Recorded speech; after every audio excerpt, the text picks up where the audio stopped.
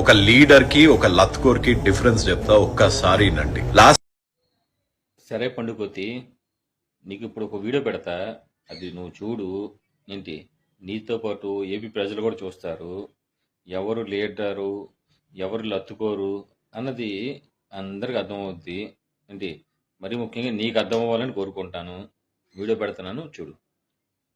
Implementation చేసేటప్పుడు మాత్రం కులం గాని, మతం గాని, ప్రాంతం గాని, రాజకీయాలు గాని, పార్టీలు గాని ఇవేవి కూడా చూడొద్దండి. ప్రతి ఒక్కరికి అందాలి. అర్హత ఉన్న ప్రతి ఒక్కరికి ఇది చేరాలి. మన పార్టీకి సంబంధించిన వాళ్ళు గాని ఎవరైనా కూడా ఇవ్వద్దు అని అంటే మాత్రం దయచేసి ఇగ్నోర్ చేసేయండి.